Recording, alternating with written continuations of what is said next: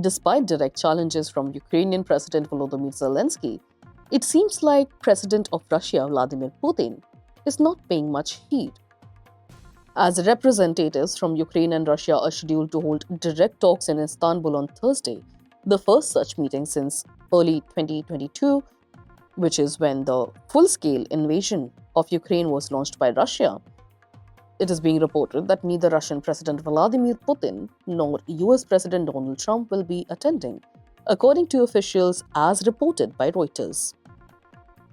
Ukrainian President Volodymyr Zelensky had called on President Putin to face him directly at the negotiation table, suggesting that meaningful talks could only occur if the Russian leader participated in person. Mr. Zelensky has told reporters earlier this week that this is where the talks should be, with him directly, him being Mr. Putin. However, the Kremlin announced that Vladimir Medinsky, a senior aide and former culture minister, would lead the Russian delegation instead. Notably, Zelensky had said if Putin did not appear for the talks himself and sent someone else, it would be the final dot in the peace talks over ceasefire. Follow Putin's proposal for negotiations in Istanbul without any preconditions, but his absence, along with that of President Trump, has tempered expectations for a significant breakthrough. The Kremlin includes Deputy Foreign Minister Mikhail Galuzhin, Deputy Defense Minister Alexander Fomin, and GRU Intelligence Chief Igor Kostyukov. Putin and Foreign Minister Sergei Lavrov are not on the list.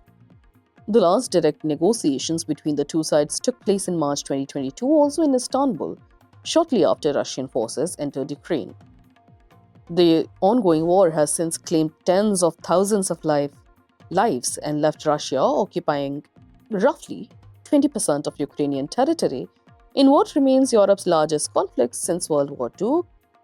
And according to AFP, the Ukrainian side has made it clear that any agreement must respect Ukraine's territorial integrity, though Zelensky has acknowledged that diplomacy may ultimately be part to restoring lost areas. Speaking ahead of Thursday's talk, President Zelensky said Ukraine was ready for any format of negotiations, but added, "I'm waiting to see who will arrive from Russia, then I will decide what steps Ukraine should take, and now we finally have that information."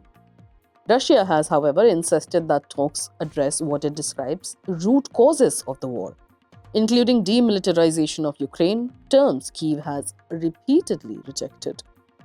Meanwhile, European leaders have warned that if discussions in Turkey fail to produce meaningful progress, new sanctions against Moscow could be introduced swiftly.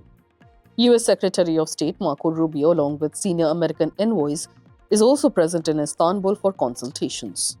Ukraine's Foreign Minister Andriy Sybiha confirmed he met with Rubio to coordinate strategy and reiterate Ukraine's ceasefire proposal.